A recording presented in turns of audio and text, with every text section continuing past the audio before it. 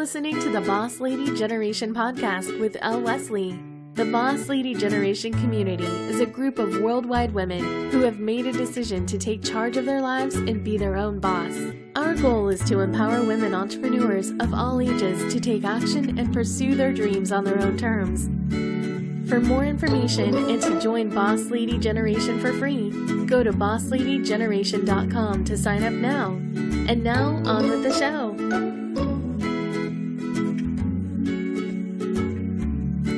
Hey, Boss Ladies, this is Elle Westley. Welcome to the Boss Lady Generation podcast. Happy New Year. So who's excited for a fresh start? I know I am. Now, the theme of this month is renewal to go along with the new year. You can start over anytime, but the new year is a really great excuse to start fresh. So today, my guest is joining me from tomorrow all the way over in New Zealand, where we're doing a little bit of time traveling and speaking to the future with the lovely Dani Andersen. Now, she calls herself a limitation liberator and power coach, and I just love that. So welcome to the show, Dani. Thank you, Elle. I really appreciate it. Nice to be here. So tell me what it means to be a limitation liberator. I guess it started a long time ago, and that I noticed even as a child that people tended to put limitations on themselves, that they're either self-imposed or imposed by people around them, and that they would start living a life of either mediocrity or just not being, I guess, brave enough to live in the authentic nature, which is to be powerful and to be a divine being, which is expressing itself all the time at, I guess, excellence. So when people, get themselves to be liberated, it changes their life. It changes the way they show up in their relationships, the way they show up in their work and their family life and everything. And I think when you're living a limitless life, there's nothing you can't do or put your mind to try and achieve. I love that. So I agree with you on the mediocrity thing. I'm all about pushing the limits and not just living a mediocre life. So tell us about how you got started as a limitation liberator and power coach. For me, it's been a really long journey. I've been because I'm very spiritual, very intuitive. So for me, I guess the journey really started from when I was a child. I remember at the age of 6, standing on the playground at school one winter's morning and watching all the children, the other kids running back into their class, and just being suddenly so aware that I was here for some sort of purpose. And it was kind of like this weight of responsibility on my shoulders that went beyond me. And I remember thinking, I'm here to help humanity, which is a pretty heavy thought for a 6-year-old to have. And it's kind of gone from there. I've always been really interested in the metaphysical side of things, always been interested in personal development and fascinated, I guess, when I was 18 and I started working. I was fascinated as to why did some days, I got out of bed and everything was just everything I touched turned to gold. And then other days I got out of bed and it was just a grind and it was hard work and all that sort of stuff. So that's when I happened upon a man that most of you probably know called Tony Robbins. And that started changing things, and I was able to increase my income by about 30% within a month of listening to his stuff. Wow. And that fascinated me because I was like, wow, that was a big shift really quickly. So kept dabbling with the metaphysical things and looking at personal development stuff, and it's just in my nature to be that way as well. And I guess everything sort of sped up more and more as I hit my late 20s.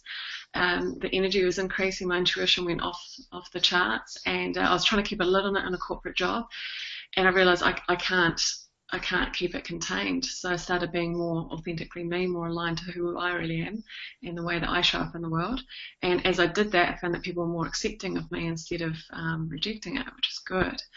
And it kind of went from there. And then I realised that my whole life I've always been able to see people's potential. So I can, be sitting with someone, I can see their whole potential around them. And to be able to tap into that and to be able to give them the gift of them being able to see their potential, almost like as though when they're with me, I'm holding a mirror to them so they can see what I can see within them. And I guess that's probably the easiest way to explain it. That's incredible. That's really incredible that you knew at the age of 6 that you had a higher purpose.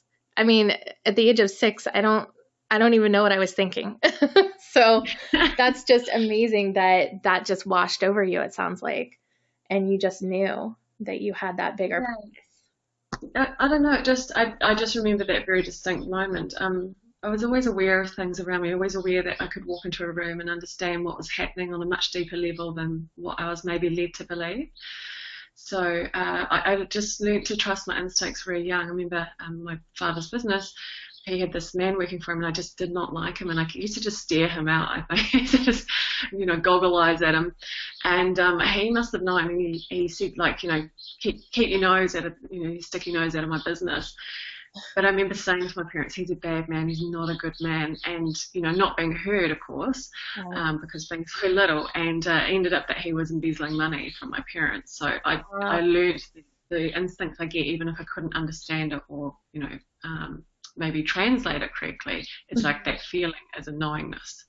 And I think we all have that kind of intuition, but maybe you were just able to tap into that a little bit earlier, or a lot earlier, with knowing what that intuition was. You didn't really know how to use it, but you knew that something was off, and you zoned in on that.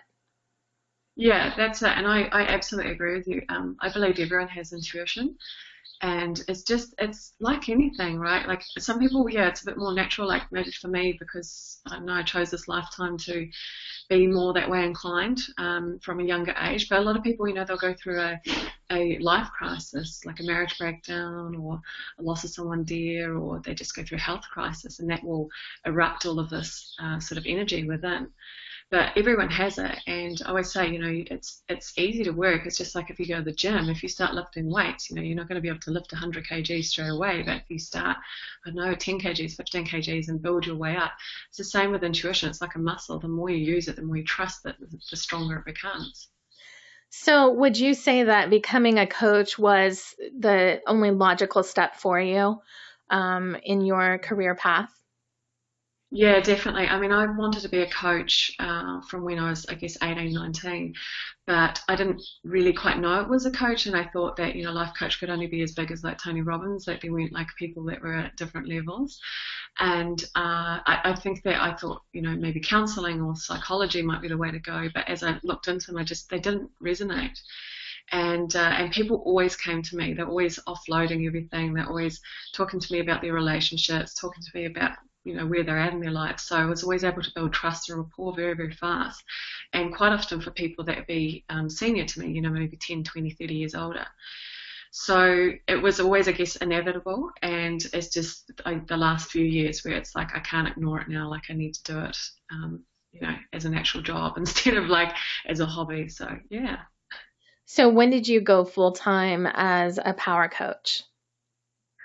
It took a little while just to build up the confidence and stuff like that. So probably, I'd say about 6 months ago, really, really getting into it a lot more. So yeah, and it's growing all the time, and it stretches and challenges you and forces you to grow as a person, and to gain resources so that you can be as powerful as you can be to show up for your clients. So I have to have a limitless mentality, because I believe that you should only coach, teach, or inspire from a place of embodiment. So if you don't have those, you're not coming from a place of being authentic, then it's not really fair to expect other people to step up if you're not there already. You've had some great success. I've seen you traveling over here to the US at least 3 times in the past few months. So I know that you have been crazy busy. Yeah, definitely. I needed to stop. That's why I'm in New Zealand for Christmas. It's just nice to chill out for a little bit. That's amazing. Congratulations. I mean, that is just awesome that you can just go for it full force and then have such great success right off the bat. So that really shows that you're where you're supposed to be at. Thank you. I really appreciate that. And I love US, you guys are awesome. Just such friendly people. It's like my home away from home. So yeah, I'm going to keep coming back and annoying you all. That's okay. You're always welcome. Thanks. So something amazing is happening in our world right now that I see people, men and women alike, awakening to a higher purpose, like you talked about, and striving for more than just their mediocre lives that society has trained us for. I see people becoming more empowered, and with this new power, there's a lot of entanglement from the way their lives used to be versus the way they want their current lives to be. So let's talk about making a change in your life, since the theme of this month is renewal with the new year. So whether that means leaving your current job or going out on your own to start your own business, deciding to start or leave a relationship, choosing to focus on your health and going full force towards health and vitality, or even embracing a new spiritual journey. How do you think that we can best prepare for a new change in our lives? I think the first thing is to become really aware of your life. Often we're very, very busy, so we tend to stretch ourselves way beyond our capacity at times, and are so busy being busy that we're not actually present. So I would say that, creating awareness as to where you're at in your life, what areas you want to work on, and then maybe, shuffle it down to one or two areas you'd like to focus on, and really, really hone in on that. The presence is a very big, very important thing. It's, like I said, it's really easy to be scattered. And I think if you can gain that presence and awareness and work from there, and that means like being fully immersed in whatever you need to be immersed in at that time. So you kind of like setting aside time to focus truly on yourself and whatever results you want to achieve. Mm-hmm. Do you think that we pressure ourselves too much around the new year to start fresh and have a clean slate, and we have this big long list of things to do and to achieve with our new goals? Do you think that we're just over pressuring the whole situation? Should we just start out with one goal, or? Yeah, I mean, I think it's natural that, new year, new beginning. It's a very normal way to go about it, and we get, I guess, conditioned by society. But at the same time, yeah, I think we do cram everything in, and we go, yeah, I'm going to do this, I'm going to do that, and then there's like this long laundry list of things that we want to do. And then as as the year starts going and we start losing steam, and then we kind of like, oh, the wheels start falling off, right? Yeah. So then it's kind of like, then we start, I call it nicking yourself in the head, which is kind of like, starting, the little voice comes out going, oh, I knew you couldn't keep up with that, I knew that was going to fall over, all that sort of stuff. So it can actually be kind of, in some ways, detrimental depending on what exactly you're trying to achieve. So I always think, and I'm someone, I'm coming from a place of, I get distracted really easy, I get passionate, excited about so many different things, so for me it can be harder to focus. Mm-hmm. So I just drop it down to one or two things I really want to work on. And I think that you can start at any time. So for example, these things that I've started recently in the last week or two, that I guess ideally it's like, oh, I could have waited till January and started it there so it was fresh for 2016. But I'm like, you know what? There's no time like the present. Like, why not start now? Mm-hmm. And it's really rewarding because I'm heading into the new year already with these new habits, new attitudes. So for example, like taking up yoga lattes and yoga and high intensity training, stuff like that. And I'm really, really enjoying it. And I'm so glad I didn't wait for the permission of the new year to bring it in. It's like I started for that, it was like a month ago, and I'm absolutely loving how I feel and the results and all that sort of stuff. So yeah, I think choose one or two goals. Where do you want to be at, the end result, and then chunk it down to bite-sized pieces, because it can be quite overwhelming if you've got quite a big goal, like for example, using weight loss. You want to lose 20 kgs or whatever you guys call for pounds there, maybe like, I don't know what the pounds are actually, I'm not even going to try and do maths on here. But if you need to lose that weight, you're not going to lose 20 kgs in a week or a month. You need to track it out. So that's the end result. What am I prepared to do and shift and change in order to get there? And what am I going to do on a daily, day-by-day basis that is empowering me towards that goal? Mm-hmm. So I'd break it down into smaller pieces, and it can make it easier if it's a bigger goal. If you've got lots of little goals that are reasonably easy to achieve, nothing wrong with that, because they're just going to keep giving you like a hit of endorphins, I guess, every time you achieve it. Tick, tick, tick, tick. So you could have a balance of both, some smaller goals and some bigger ones. What do you think is the reason that people fail at achieving their goals or their resolutions? It's a mindset sabotage. I think, we've got a very, very strong subconscious driver, and quite often, we're very much conscious in that we, like for example, using the weight thing again because it's easy, is I want to lose the weight. And on the surface you do, but underneath, if there's sabotages sitting in your subconscious, it's kind of like, I guess the best way to explain it is that your conscious mind, which, says, oh, we're going to do this, we're going to do that. That's kind of like a water skier. And the subconscious mind is like a boat that controls the skier. So if a skier's going, we're going over here in this direction, then the boat's actually driving in the opposite direction. The skier has no choice but to go with it. Mm. So I think you kind of need to look deeper within as to why you're struggling, because it can be really simple things that can be really entrenched at an emotional level.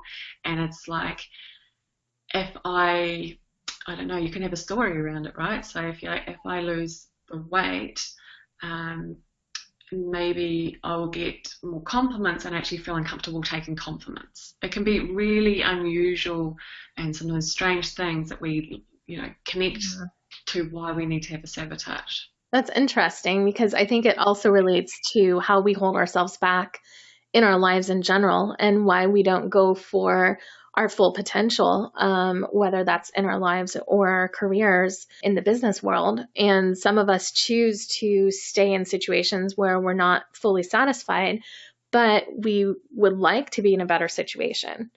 So It kind of goes hand in hand, I think, with, I think it's really fear holding people back. Like you said with the story, they may not know how to react if somebody compliments them, or may not like that attention. And what that boils down to is fear. So I think there's a little bit of fear, or maybe a lot of fear involved with that. Yeah, I agree. And I think that is always the fundamental thing that holds us back. So, I mean, you've got all these different ways of looking at different titles, but it all boils down to fear. And, fear is driven by ego. So when you're limitless, you're sitting in the divine. You remember that you have the spark of the divine within you. So when you're tapping into that, you're tapping into the source from what you've been created, which is limitless. There is no other word to, I guess, describe it, except maybe love. So when you're aligned to that, then you feel like there's nothing that you can't at least try, or get beyond, or overcome, or whatever. When you're sitting in fear, you are sitting limited, and you are, I guess it's like a sense of worthiness. Like, I want to leave this job, I'm unhappy, but then, but I need to pay my bills, so I'll just stay here. I want to leave this job, I want to try that makes my heart sing, but no one's going to take me seriously, so I'll just stay here. So it's the constant, I guess, the inner critic talking all the time and limiting you as well. So yeah, it can be a big one. It can be a big can of worms, and you think, like, why am I still doing this? Yeah, that inner critic is such a jerk sometimes. Yeah. That inner critic is someone who needs to be silenced. With the inner critic, I mean, the good thing about it is that, I guess as I've learned as I've gotten older, is that everyone has it. So we can all relate to even people that we will look at and go, wow, they're so successful. I wish I was like them. I wish, they might be successful in one area of their life. Doesn't mean they're successful in all areas, because they've got confidence issues or whatever in other parts of their life. So everyone's got the inner critic. And I think it would be nice to silence it in some ways, but it's also there for a really good purpose. So maybe instead of silencing it, we could attempt to embrace it and love even that. Well, I love what you said. The other word for limitless would be love. And I think that's really true, because I think it all comes down to loving ourselves more. And by loving ourselves more, that lets us be limitless, and that lets us do what we really need to do for ourselves, and whatever the healthiest, most loving thing is that we can do for ourselves. That's exactly it. And if you took the approach, like when you're deciding to do something, like, is this decision or this action, is it, am I aligning it to my greatest and highest good? Then, that's coming from a completely different place.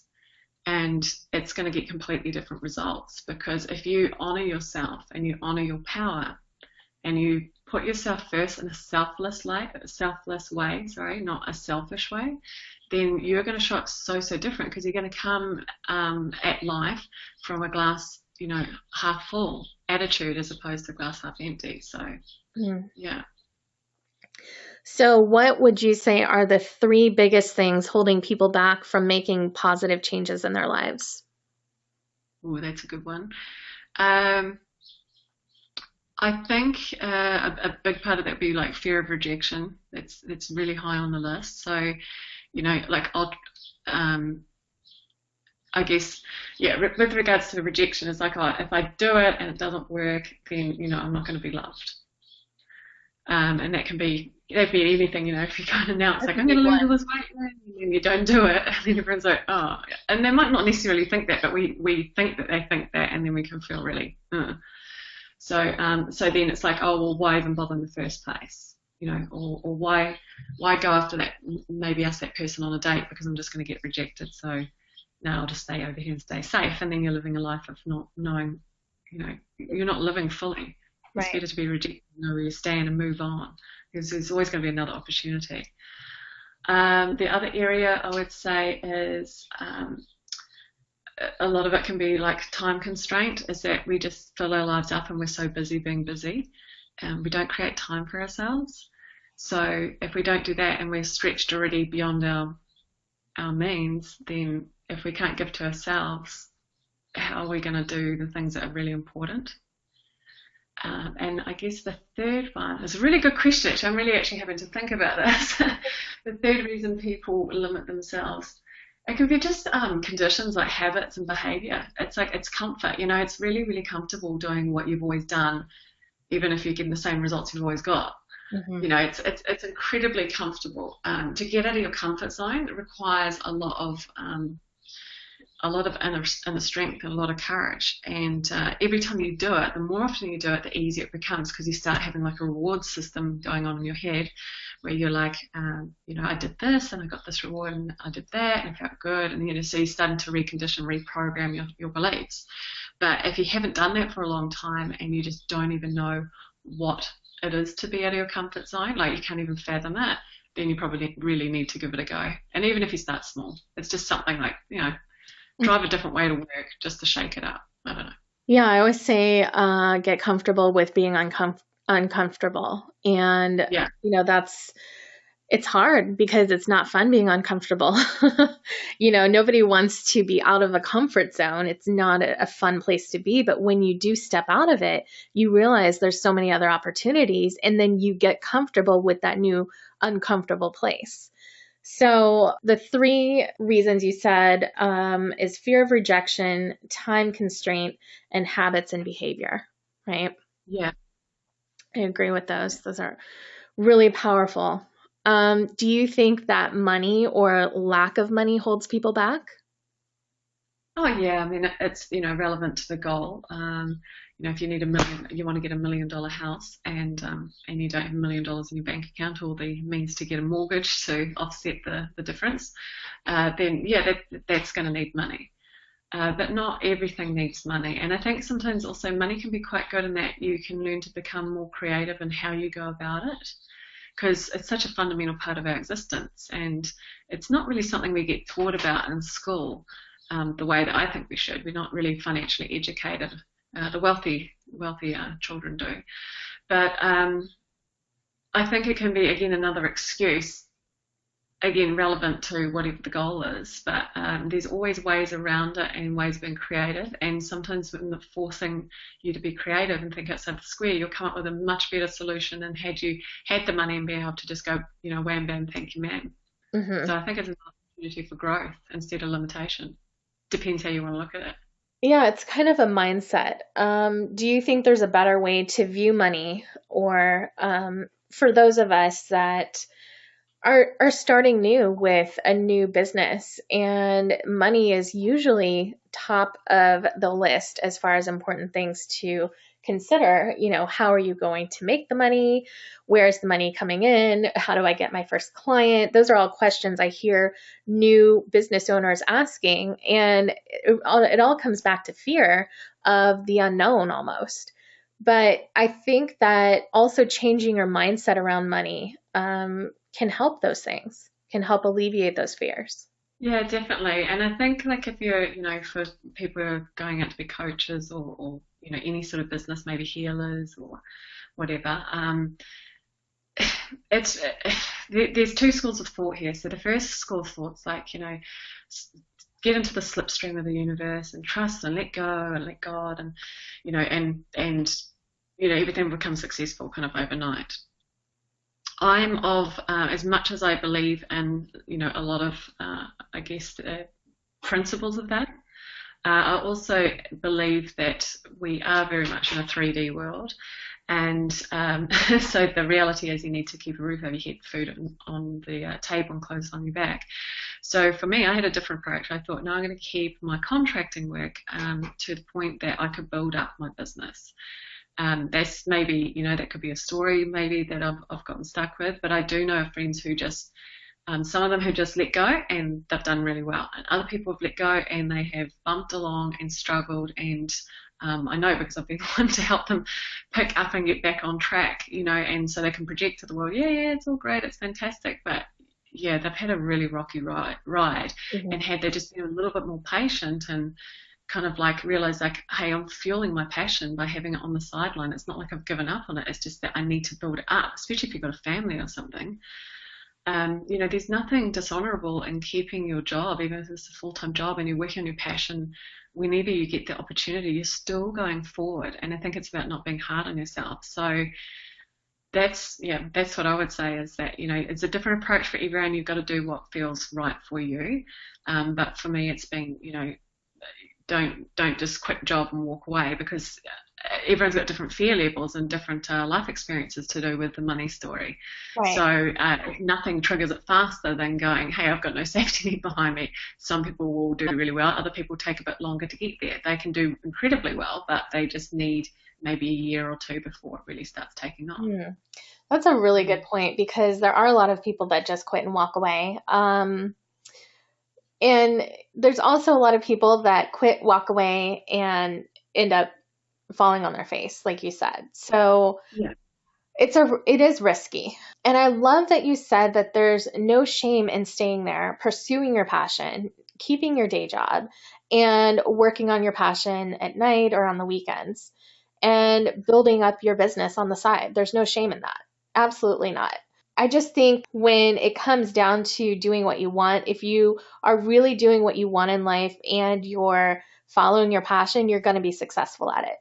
And so the money will come, the clients will come, everybody will show up as they're supposed to, and you're going to be fine. But if you're insecure about what's going to happen and all you're thinking about are those fears and the negative things that are going to happen, it's better if you stay at your job, because by letting go, you're putting yourself in a hazardous situation where you're just going to be thinking constantly about, what if I don't make it? Yeah, that is absolutely bang on, and that's exactly the point I'm getting at. And I mean, like for me, for my personality, I've always been a high achiever, always earned good money, like 6 figures a year. It's to just go like, oh yeah, I'll just go and do that. It would be a bit of a shock. So I need to know, for me, that it's like, okay, I can still go to the restaurant if I want. I can still, whatever your rent's paid, you can, go shopping if you need to, just a little bit. I need to have those basic needs met, and then I'm going to come from a more powerful place, because I realized very quickly with the way that my personality is geared, which is again having awareness of how you function and work in your life, is if I had not had that and then started freaking out because maybe I didn't come from a marketing background, for example. So then you're not making any money because you don't know maybe how to get customers or whatever, and then you're going to be like completely stressed. Well, I can't be in that zone to work my genius. Right. So for me to work in my power, I have to be fully aligned with everything, and everything's calm, because I hold as a vessel of light. My energy holds space for people to feel very safe and feel very calm and peaceful. If I'm agitated on the inside, people are going to pick up on that. So therefore my coaching and healing is not going to be so good. So yeah, it kind of defeats the purpose. Yeah. So I learned that very, very quickly, how I function, but not everyone's the same. So yeah. So do you believe that we attract into our lives what we think about? Absolutely. Yeah. I believe thoughts are things. And whatever you focus on, wherever attention goes, energy flows. So if you want to focus on things that are not working, feel free to, notice that there's going to be more and more of it showing up in your life. Right. I've seen it happen in my life. Focus on the negative shows up. Focus on the positive shows up. It may not always show up instantaneously, but it does show up. So how can someone who's experiencing a somewhat negative experience right now get out of the funk of that negativity and move forward to creating positive new things in their life? That's a really good question. I'm just trying to think how to word it generically, I guess. As if I wasn't actually, I did have this situation probably about a week ago. So what I did was I got really present as to, okay, where exactly is this coming from, this feeling? Because it was quite sort of intense, and I'm like, okay, it's really intense. Where is it coming from, and why is it? Why is my, I guess, energy or mood shifted there?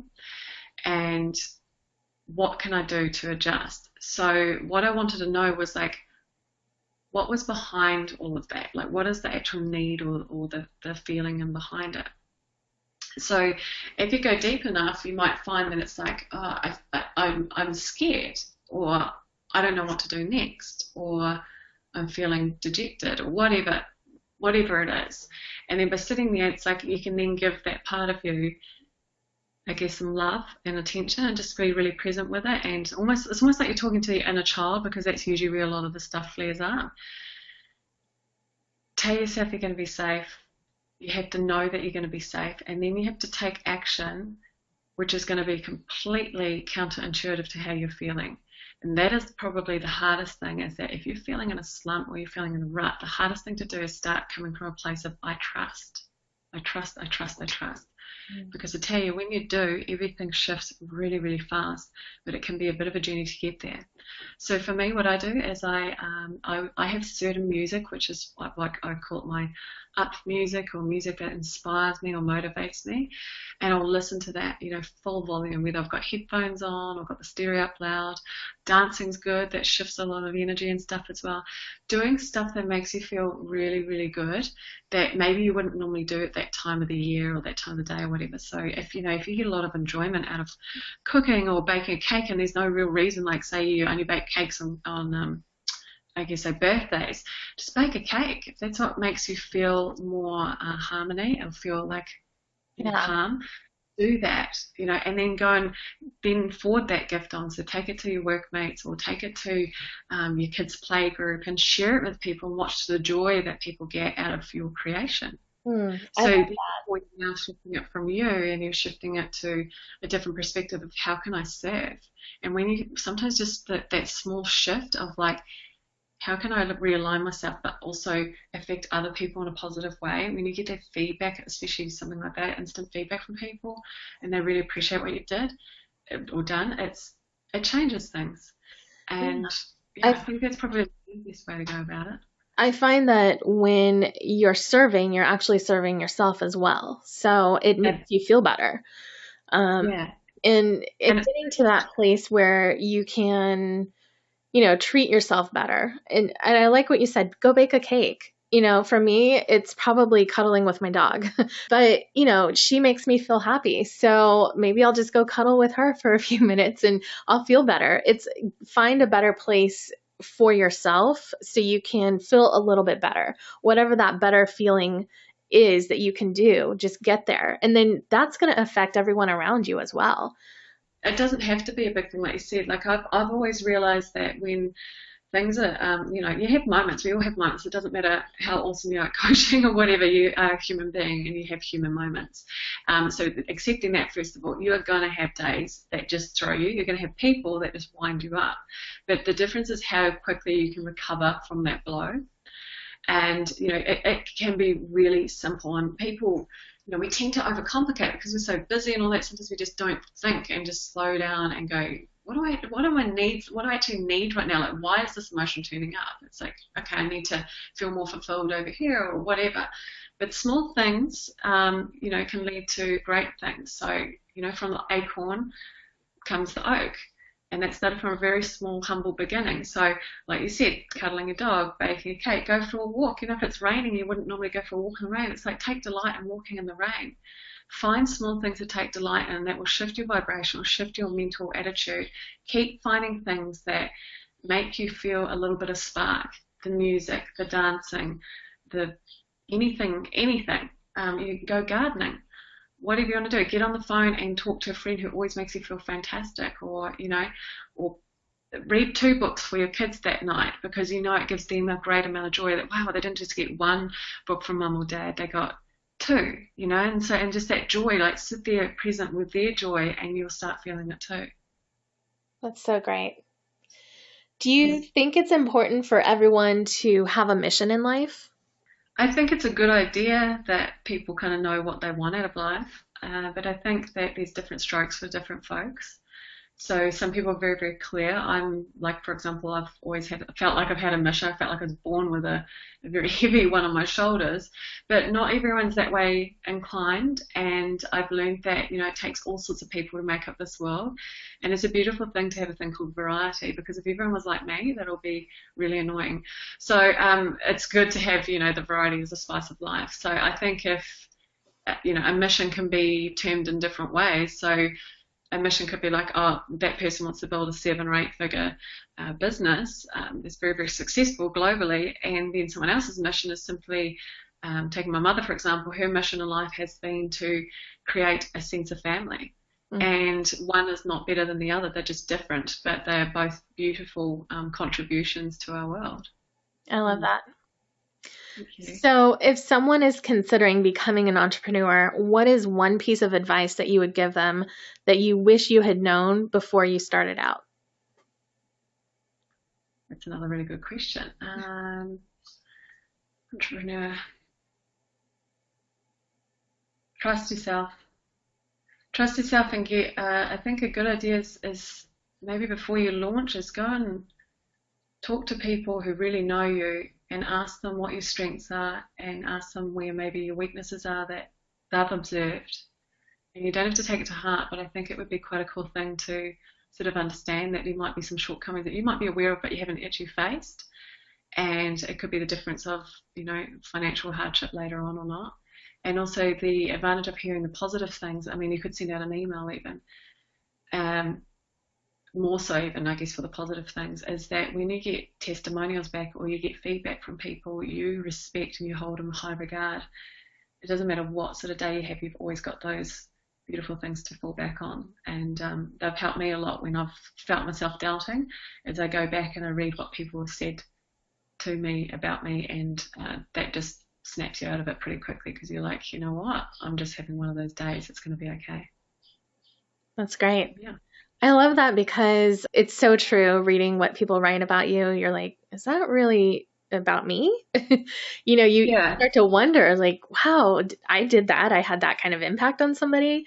Yeah, just being you, right? You're like, I'm not doing anything extraordinary. I'm just being me. But being you is extraordinary, because there is only one of you, and only you can do the things the way that you do. So who inspires you, Dani? Who inspires me? You're full of good questions, aren't you? I think on my feet. My mother is very inspirational. She has been a massive driving force in my life, and that she taught me the power of love, that love transcends all boundaries. She was adopted, so her whole goal in life was to settle down and raise a family that she was linked by blood. So I guess from her, I've learnt that I have, family doesn't have to have blood, doesn't have to have surname. And that has set me on a really good path of the course when I'm doing my traveling and stuff. Like when I come to the States, I've just picked up so many soul brothers, soul sisters, so many members of my soul family, and I feel very, very connected. I've always felt very global anyway, but that's sort of, I guess, that thing to have instilled in you from a young age has been really, really crucial as to my success and how I'm showing up. So I'd say my mother's a very, very big inspiration in my life. Apart from that, I guess anyone famous, I've always, I guess, been, drawn to Tony Robbins and Robin Sharma, people like that. So just, You I guess, actually had the chance to see Wayne Dyer before he passed, right? yes, yeah, he was amazing. I'm so glad I got to go to that because I almost didn't. Like, I doubted going because I had no one to go with, and yeah, about 4 hours before he was going to speak, and it was his last speech before he died. My intuition was going off, and I had a friend text me from Virginia, and he said, "You need to go. There's an important message. You must go, even if you have to go by yourself." And all of my friends are busy, all of my family were busy or out of the country. I just couldn't believe it. And I thought, you know what, I need to just go. So yeah, very grateful because it was an impromptu talk that he did as well. He wasn't even meant to come to New Zealand, so definitely all the stars are aligning. That just gives me chills. Yeah, very, very powerful messages in there. And then he passed away about 2 days later, I think. So Yeah. incredibly grateful to have had the opportunity. So what is your favorite thing about starting fresh with the new year? I love the new energy. I'm very aware of at the end of the year that I guess, our bodies get tired, everyone's a bit exhausted. It's like our bodies just know it's coming to end of a cycle. So I love the higher energy that comes through with January. It's like a fresh beginning, fresh start, clean slate. Everyone has had quite a full-on year this year. It's been quite difficult for a lot of people. So I guess the promise of the new year is just that, the promise of opportunity, of having a clean canvas to start from. It's just exciting. It's just fresh. There's different numbers in the year, so different frequency and vibration hanging around, and you've got 12 months. It's like, what do I want to create? What is my masterpiece going to look like this year? And that alone just makes me excited, because if you're living in you're intuitive, you're living in your power, and you're living aligned to your authenticity, who you really are and how you want to be in life, then it's limitless, right?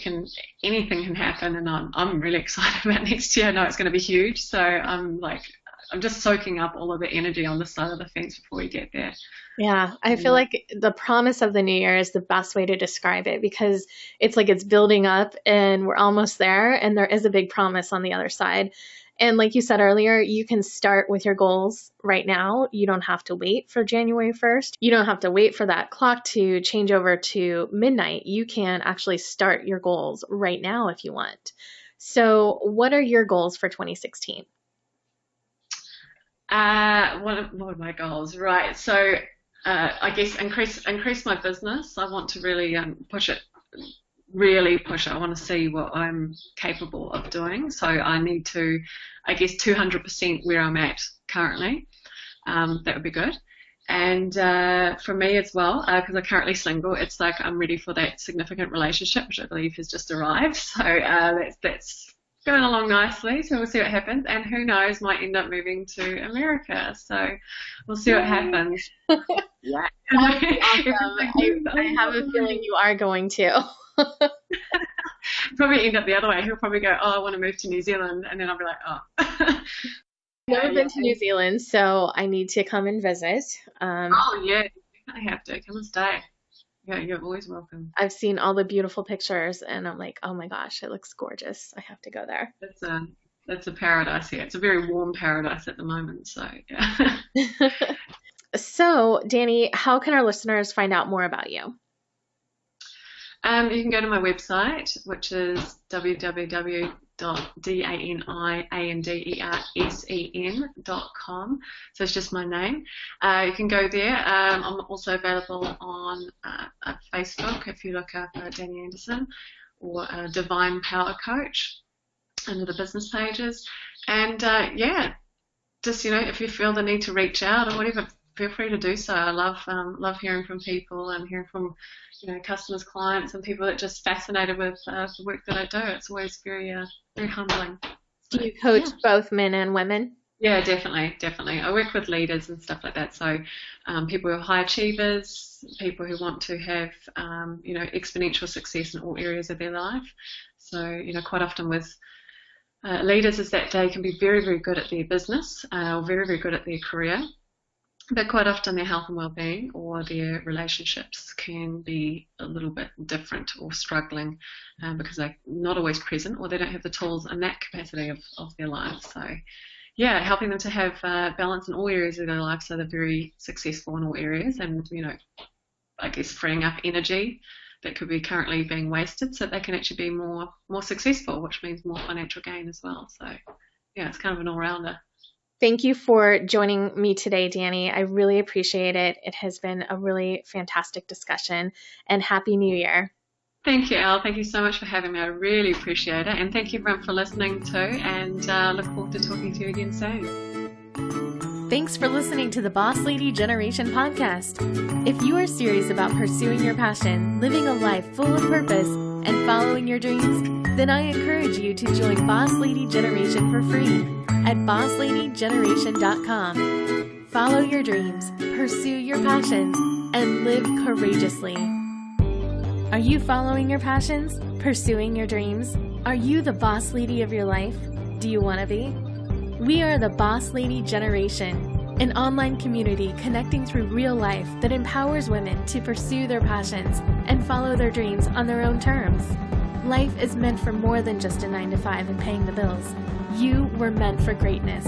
Join the Boss Lady community for free and get access to